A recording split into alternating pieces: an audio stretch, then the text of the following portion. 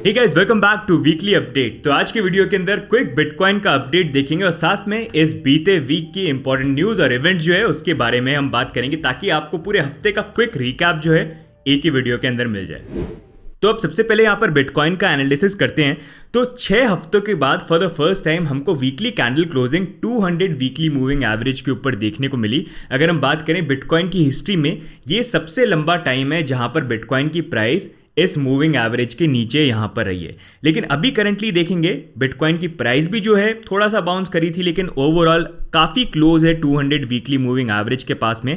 And जैसा हम आपको आजकल डेली अपडेट्स दे रहे हैं, वी होप वो आपको हेल्प कर रहे हैं कहीं ना कहीं थोड़ा सा मार्केट के अंदर अंडरस्टैंड करने के लिए, सीखने के लिए भी कि यहाँ पर वीकली कैंडल क्लोजिंग हो गई, दैट इज फाइन। लेकिन एक वॉल्यूम का जो जंप अगर आता वो थोड़ा बेटर रहता, वो अभी तक आया नहीं है। तो यहाँ पर देखना ये है कि मंडे ट्यूसडे के अराउंड कहीं ऐसा नहीं हो प्राइस फेक आउट करके फिर से नीचे की तरफ आ जाए। तो अभी भी करंटली यही चीज़ मॉनिटर कर रहे हैं कि प्राइस जो है $22,700 पे यहाँ पर होल्ड करते ही है कि नहीं करती है, क्योंकि अगर फिर यहाँ पर अगर हमको प्राइस नीचे जाते हुए देखने को मिली तो फिर यहाँ पर फिर से करेक्शन के चांसेस हो सकते हैं। आप मान लीजिए यहाँ पर $20,700 से लेके 17,000 के बीच में कोई भी जोन हो सकता है, डिपेंडिंग ऑन अगर सेल प्रेशर आता है तो किस लेवल का आता है। तो अभी भी ये जोन है जिसको मॉनिटर करते हैं। एक बार यहाँ पर जो मूवमेंट हो जाता है उसके बाद थोड़ी सी पिक्चर जो है वो बेटर क्लियर यहाँ पर हो जाएगी। साथ में अगर हम फंडिंग रेट को भी देखते हैं तो फंडिंग रेट ओवरऑल यहाँ पर नॉर्मल है। थोड़ा सा लोग जो है यहाँ पर बुलिश हो गए हैं, सिर्फ यहाँ पर FTX इकलौता एक्सचेंज है जहाँ पर थोड़ी सी नेगेटिव फंडिंग रेट है, बाकी सब में पॉजिटिव फंडिंग रेट है, जो थोड़ा सा ये बता रहा है कि बुलिशनेस थोड़ी सी ज्यादा है, जो हमेशा वरेसम हो जाता है। अगर नेगेटिव फंडिंग रेट होती तो थोड़ा बेटर रहता, ऑल्दो इतना थोड़ा सा करेक्शन भी आ गया उसके बाद भी नेगेटिव नहीं आया, वो थोड़ा सा कंसर्न है। But let's see, it is too early to say how things play out. But overall आप यहां पर यही चीज नोटिस करना, 22,700 ये क्रूशियल एरिया है। क्या प्राइस फिर से नीचे चली जाती है कि नहीं चली जाती है? जैसा हमने बताया कि देखो वीकली में कई बार ऐसा भी होता है कि कैंडल ऊपर क्लोज दिखाती है ताकि लोग सोचे फाइनली देखो वीकली कैंडल क्लोजिंग आई, लेकिन फॉलोइंग डेज के अंदर फिर से एकदम से लोगों को ट्रैप करके नीचे आ जाती है। तो वही देखना है वो होता है कि नहीं होता है। अगर प्राइस होल्ड करती है यहाँ पर तो हम पॉसिबली मान सकते हैं 2830 का जोन, नहीं तो हो सकता है फिर से लोअर ये 17 से 20 का जो एरिया हो जाता है फिर से मे बी रिटेस्ट और फिर उसके बाद बाउंस जो है यहाँ पर आएगा। बाकी जो भी अपडेट होते हैं यहाँ पर आपसे हम शेयर करेंगे। बाकी आपका टीए क्या बोलता है, do let us know in the comments.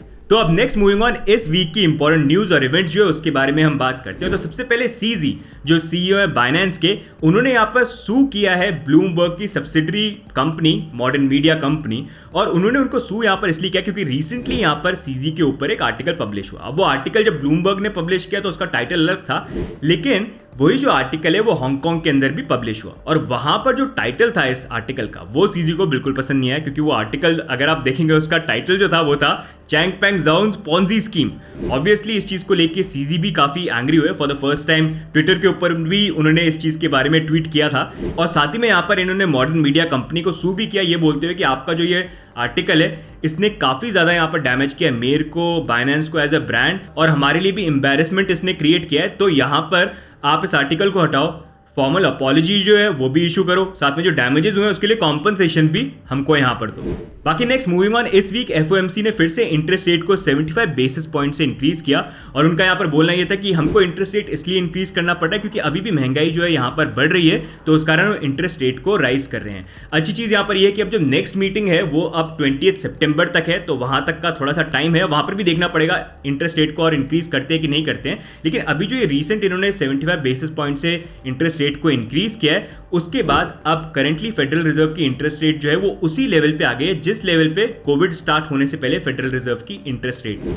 साथ ही में इस वीक यूएस के Q2 के जीडीपी नंबर्स भी आए, जहां पर ये सेकंड मंथ था जहां पर नेगेटिव जीडीपी नंबर्स आए, लेकिन फिर भी मार्केट के अंदर हमको रिलीफ देखने को मिला। और इसका एक मेन रीजन ये था कि लोगों ने थोड़े वर्स नंबर एक्सपेक्ट किए थे जीडीपी को लेके, जहां पर Q1 2022 के जो नंबर्स थे यूएस के वो थे -1.6।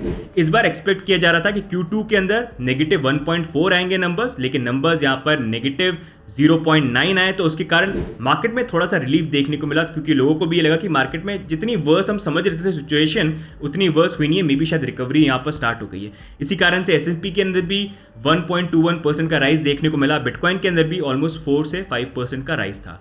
यूएस का ऑल्दो यहाँ पर ये बोलना है कि नेगेटिव जीडीपी नंबर्स 2 क्वार्टर में आ गए, इसका मतलब ये नहीं है कि हम रिसेशन के अंदर हैं, क्योंकि बहुत अलग फैक्टर्स भी मैटर करते हैं जो बेसिकली ये बोल रहे हैं कि अभी हम रिसेशन के अंदर है नहीं। GDP and whether or not we are in a recession. Both Chairman Powell and many of the significant banking personnel and economists say we're not in a recession.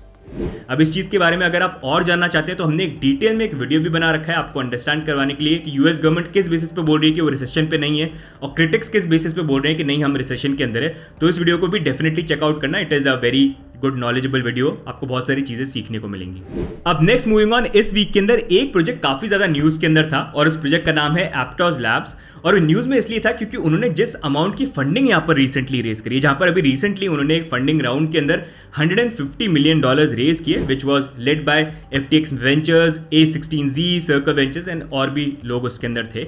And अगर आप देखेंगे ये तो अभी इनका सेकंड फंडिंग यहाँ पर एक तरह से होगी। इससे पहले भी इन्होंने फंडिंग रेज करी है, कुछ राउंड्स करे हैं, जिसके अकॉर्डिंग अभी रिसेंट फंडिंग राउंड के बाद इनके पास अप्रॉक्सिमेटली इन्होंने रेज कर लिए $350 मिलियन बिना प्रोडक्ट को लॉन्च किए हुए।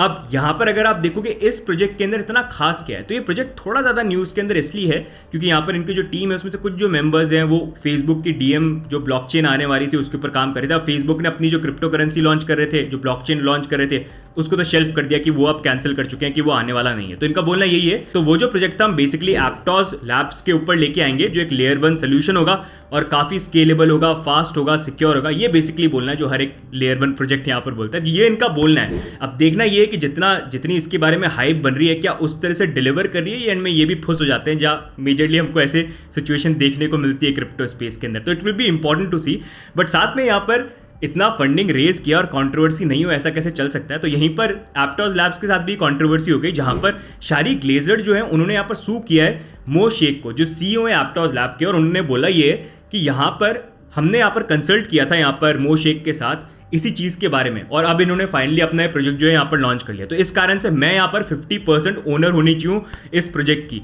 तो इसी के अगेंस्ट में उन्होंने यहाँ पर लॉसूट को फाइल किया और वो बोल रही है बेसिकली लॉसूट के थ्रू मेरे को $1 बिलियन इन डैमेजेस जो है तुम यहाँ पर पे करो। बट इन द एंड यहाँ पर होता क्या है, किस तरह से चीज़ें यहाँ पर चेंज होती है, लेट्स सी, टाइम आने पे ही यहाँ पर पता चलेगा। बाकी नेक्स्ट मूविंग ऑन, बिटफिनिक्स और टेथर ने यहाँ पर एक peer to peer video calling application को लॉन्च किया जिसका नाम है कीट, जो अलाउ करेगा यहाँ पे यूजर्स को शेड्यूल करना ऑडियो और वीडियो कॉल्स, एंड आप साथ में टेक्स्ट मैसेजेस जो हैं वो भी सेंड कर सकते हैं और फाइल्स भी जो हैं वो यहाँ पर शेयर कर सकते हैं।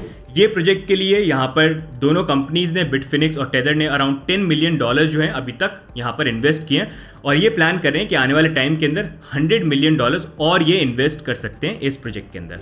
साथ में यहाँ पर USDT को लेके इतने जो क्वेश्चंस यहाँ पर आते रहते हैं कि क्या उन्होंने चाइनीज कमर्शियल पेपर को यहाँ पर वो ओन करते हैं कि नहीं करते, तो उनका बोलना तो यही है कि नहीं, हमारे कोई भी रिजर्व जो है यहाँ पर चाइनीज कमर्शियल पेपर के अंदर नहीं है, लेकिन बाकी जो हमारे कमर्शियल पेपर के ऊपर एक्सपोजर है वहाँ पर हमने उसको अभी रफली 90% से कम किया है, अब 3.7 बिलियन का है। आने वाले टाइम के अंदर हम प्लान कर रहे हैं कि उसको 0 पे यहाँ पर लेके आएंगे, नवंबर तक की उन्होंने बात करी है। बाकी नेक्स्ट मूविंग ऑन, इथेरियम 2.0 को लेके और अपडेट यहाँ पर आया है, जहाँ पर इथेरियम मर्ज का जो फाइनल टेस्टनेट के ऊपर टेस्ट होना था गॉर्ली के ऊपर, उसकी डेट यहाँ पर आ चुकी है।